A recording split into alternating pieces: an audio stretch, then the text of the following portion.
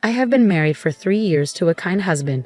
We were very close, but we didn't have any children yet. We were both looking forward to the day we would have kids until the accident happened. Please listen to this unbelievable story. My husband was kind to everyone, not just me. My parents loved him too.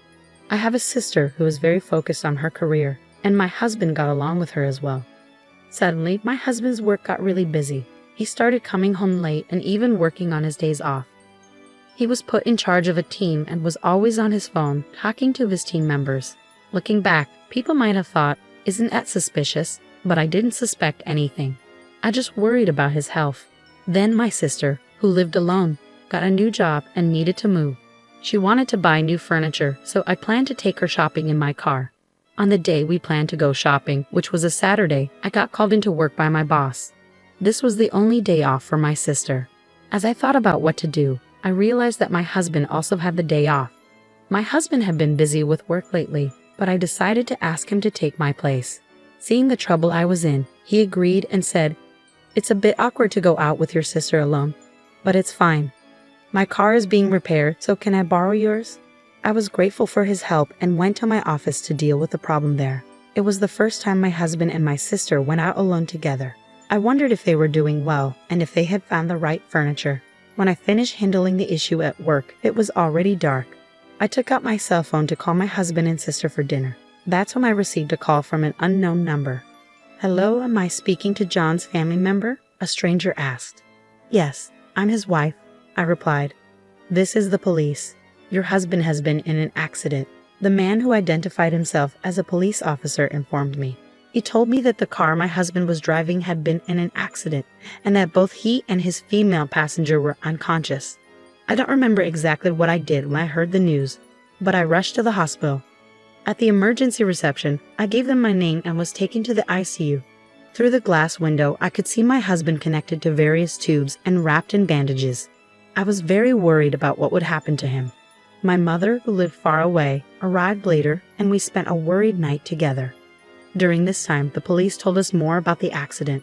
They said John had been driving on a road with clear visibility when a car ran a red light and hit him. The other driver was seriously injured and was also being treated at the same hospital. However, the driver said that John's car had been moving strangely before the accident. The police were investigating whether my husband had fallen asleep at the wheel. Within a few days, my husband and sister regained consciousness, and the doctors did some tests. My mother and I were called in to hear the results. The doctors told us that although they would survive, they would likely have some kind of disability. Despite this, my mother and I were happy they were alive and hoped they would improve with rehabilitation. We didn't tell them about the possible disabilities. My mother and I only shared positive news and took care of them. My mother looked after my sister, and I took care of my husband. At first, my husband was in shock from the accident and was feeling unwell. He was also worried about the trouble he had caused for me, my mother, and my sister. But as time went by, my husband, who had always been kind to me, started to change. He became frustrated with his leg that didn't move easily, the hospital treatment, and the fact that he had to quit his job. All of this seemed to make him very irritable. Even though he couldn't control his frustration, I still went to the hospital every day because I understood how he felt and wanted to support him. One day, a police detective visited me at the hospital. He explained that they had discovered something about the accident. It appeared that there had been a brake oil leak in my car, which was involved in the crash. This issue could have led to an accident at any time, possibly explaining why the car behaved strangely before the crash. The woman who collided with us was also in bad condition. Her mother came to apologize, and it was the first time I met her. After this, I noticed my husband's outburst towards me increased. He resented my ability to move freely while he was immobile. He also seemed irritated when I could only visit briefly due to my work commitments. He began giving me orders and directing his frustrations at me if I didn't meet his expectations. He threw things and complained about his hospital room, even objecting when I went out to get my own lunch. His demands became more unreasonable over time. I sympathized with his situation, but I had to work to support us financially and handle numerous responsibilities like liaising with the police and managing hospital communications. I barely had time to catch my breath. My husband's behavior became increasingly intolerable, and I felt trapped. My sister seemed to be struggling similarly, and my mother grew more exhausted by the day. I heard that my sister's demands on our mother, who wasn't employed, were becoming overwhelming as well. When I couldn't make it to the hospital, both my husband and sister seemed to have learned about the possibility of remaining paralyzed despite rehabilitation. Then there was the revelation about my car's brake oil leak. My sister said, "Hey, I heard your car was leaking oil. You were responsible for maintaining it. Now I can't work or recover properly because of this. Mom seems upset, and your husband is in the same situation. You're now responsible for caring for both of us for the rest of your life." My sister's accusations caught me off guard. I called my mother, who explained that my sister had been struggling mentally for a while. She also mentioned being too tired to go to the hospital. Despite this, I remained worried about my husband and went to see him at the hospital. When I didn't find him in his room, I discovered him with my sister in the common area. Visiting hours were almost over, and they were sitting together alone in the otherwise empty room.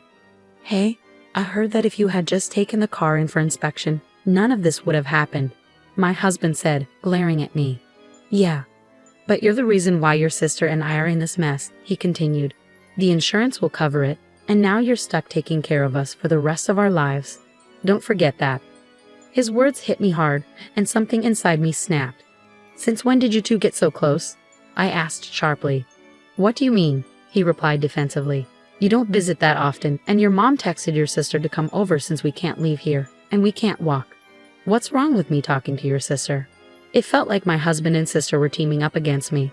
"Sure," I retorted sarcastically. "You guys hadn't seen each other for ages before the accident, right?" "What are you talking about? I'm talking about you taking care of us." "You know that," my husband said, brushing off my question. My sister didn't even look at me but nodded along when my husband said that I would be caring for them both for the rest of their lives. I didn't expect a response, but I continued speaking, hoping they might understand my feelings. "I wonder if the person who hit your car is recovering now," I said. "How should I know? She crashed into us when the light was red. It's just unbelievable," my husband replied. "Yeah, it was terrifying. We definitely need to make sure we get compensation from her. And this happened right when I was about to get a promotion," my sister chimed in. If I didn't interrupt, they would just keep complaining, so I decided it was time to tell the truth. "There's something you both need to know," I began. "What is it?" my husband asked. "Firstly, I did have my car inspected before the accident," I revealed. "Did you? Then the dealership should be held accountable. They must have known about the brake oil leak," he responded. "I agree. So right after the accident, the police contacted me. They wanted to determine the cause and asked to check my dashcam footage. But that old dashcam doesn't record audio, and it only starts recording after an accident, so it wouldn't show anything useful," he argued. "I understand your concern. However, you weren't aware that I had recently installed a new dashcam," I disclosed. My sister looked up in surprise. "What?" she exclaimed. As the truth unfolded, my sister's face turned ashen. "I also installed an interior camera," I continued calmly. "Modern dashcams can start recording with even a slight jolt. The police have already reviewed the footage." My husband appeared bewildered, and my sister looked on the verge of collapsing. "You were hiding something, weren't you?" I confronted her directly. I don't understand," she stammered. "You tampered with the car." My husband started to panic. "How can you accuse my sister like that? You're talking to her as if she's your enemy." Suddenly, he fell silent, clearly shaken. I mentioned earlier that even a slight movement would trigger the recording. So many private moments between you two were captured. I was mortified when the police asked if it was my sister who was in the car with me. My husband turned pale. "You've been having an affair all this time. I trusted you completely." Caught in the middle, my husband began to shift blame onto my sister. Mary isn't the only one responsible here. At that moment, the mother of the woman who had crashed into my car arrived at the hospital room. I had invited her to come over. "Don't you have something to say to her?" I asked pointedly. My sister was caught off guard by the presence of the small, tearful woman. "Wait, who's this?" she asked, bewildered. "She's the mother of the woman who crashed into us. She should be taking responsibility for all of this," I clarified. My husband, who had been speaking, fell silent upon seeing the woman's tears. "She's the mother of the woman who crashed into us. Her name is Alice," I added, hearing a woman's name. My husband turned pale, and my sister began to panic. "What? Who is she? Do you know the woman who was driving? So they knew it was your car?" And she crashed into it? My husband asked, clearly taken aback. Seeing my husband struggling, I decided to explain the situation to my sister. She was having an affair with John. He had promised her a divorce, but he didn't follow through. When Alice claimed she was pregnant with his child, John insisted she get an abortion. After that, he cut off contact with her, and she wanted revenge by hurting me. Wait, so that means, my sister began to piece it together.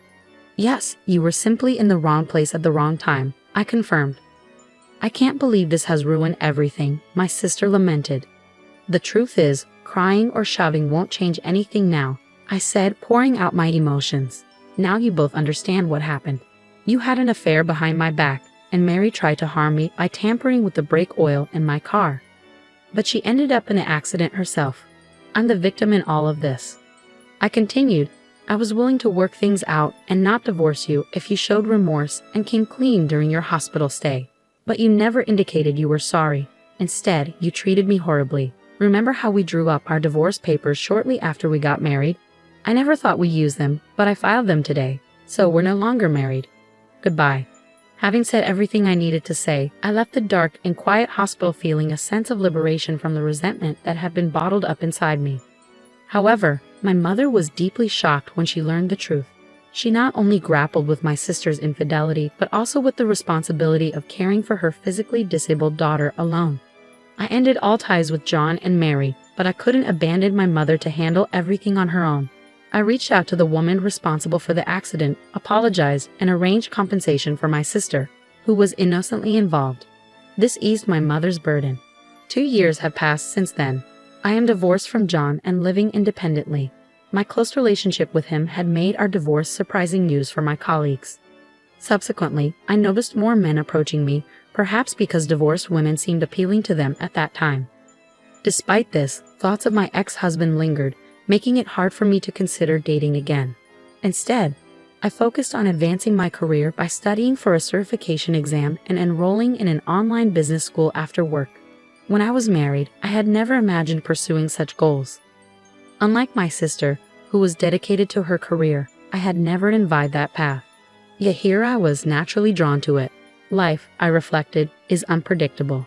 Since then, my ex-husband moved back to his parents' house where he's facing criticism from his relatives for his behavior towards me. His mental state has deteriorated, and there have been reports of violent outbursts causing trouble for those around him. Meanwhile, my sister also returned home but struggled with mental illness, displaying self-centered behavior. My mother, exhausted from everything, used my sister's savings and accident compensation to place her in a care facility. She consulted me beforehand, and I supported her decision. If I hadn't taken action back then, I might have been trapped in a life of servitude to both of them forever. It's something I never foresaw. I passed my certification exam as planned and was transferred to a department where my skills are put to good use. I developed a close relationship with a teacher from my online business school, and soon will be married. He's not just kind to everyone but incredibly caring towards me. When I come home late, he prepares dinner for us, a gesture that brings me immense happiness. As I shared these thoughts with the stars, I hurried home to the partner who awaited me.